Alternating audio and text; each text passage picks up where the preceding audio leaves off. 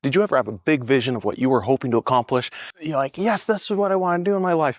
I know as little kids, they're always having these grandiose ideas of what they want to do. I want to be the firefighter. I want to be a policeman. I want to be the president. I want to accomplish all these things.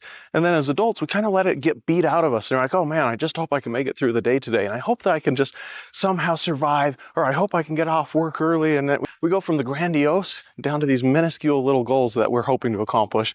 And then sometimes we just forget and we just start sliding through life. And oftentimes I think the people who are struggling the most with their goals are the ones who then turn to ways that they start I'll call it self-medicating themselves. And it may not be with drugs or any medicine, but it may be things like they just start watching a lot of TV and they just kind of lose hope and they're just kind of bouncing through life.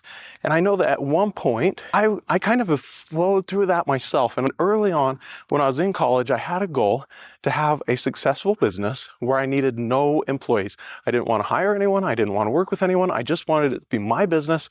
And I was just going to make a fair chunk of money. And I started off, I started doing that, and I thought I was going to reach it, and then bam, I get hit upside the head. Totally unforeseen situation happens. I thought that I had the perfect formula worked out, and then a kink in the works, and pretty soon I gave up on that vision. And it was simply because I didn't have the fortitude to adjust my approach when something came and derailed my hope of how I was going to get there. So I didn't have the right resilience to those challenges to be able to be successful. But it taught me something else that I think is even more important, and that was, as I matured and as I went further along in life, I started heading back towards that goal. But then I realized the goal that I had set for myself wasn't actually the goal I wanted for myself anymore. I realized I'd had a shift, and originally I wanted a business where I needed no employees. I just didn't want to deal with people. I didn't want HR problems. I knew that employees could just destroy a business really fast, and I was just looking at all the negative sides of it. But then I realized something, and it was employees could actually also be a benefit. So that changed my whole mindset around employees and what my thoughts of employees were and how I wanted to structure a business. And I realized having a team is actually incredible. And then I changed my goal, and I shifted intentionally from that original goal of having a business with no employees to having a stellar team that's going to do amazing work and help a lot of people in an incredible way.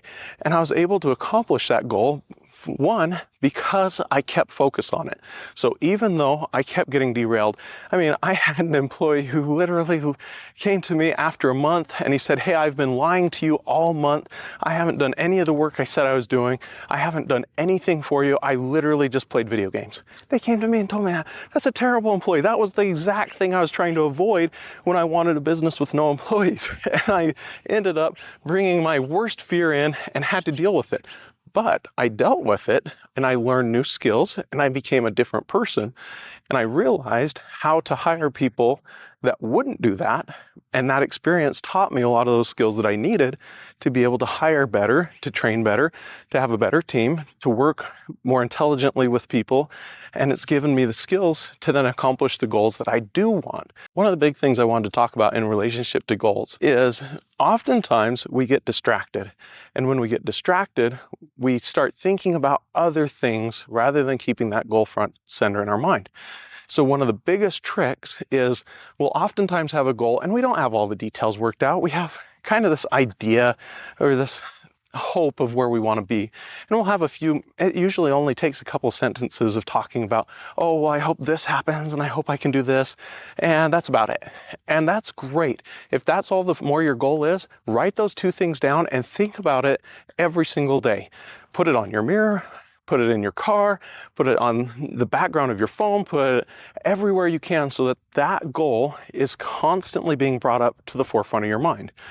And then when that happens and we keep those goals in the forefront of our mind, what's going to happen is we're going to start thinking about our activities. And as we think about our activities, it's going to cause us to start questioning whether those activities are actually leading us towards our goal or whether those activities are leading away from our goal. So once we start measuring based on our goal, then all these other things that we do in our life become factors of, am I moving closer to my goal by spending time doing this? A lot of people will do this in the fitness realm, and they start thinking about, okay, if I eat that, is that going to help me get more fit? Is that going to help me reach my goal of whatever it is, running a faster mile, lifting more weight? Or is that food just simply going to hurt me more than it's going to help me? So that's one aspect that I've seen a lot of people have success in. But you can do the same thing in business. You start asking yourself, okay, if I eat this, if I do this, if I take this action, does it lead me closer or further away? The interesting thing is sometimes the things we think are going to bring us closer end up going a little bit the wrong way, but it leads us to a little bit of more experience, kind of like me hiring that terrible employee, where he literally lied to me for a month straight. And I had no clue because I was that bad at doing business, but it taught me something to where I could, in the future, get closer to my goals faster because I had those negative experiences on that journey.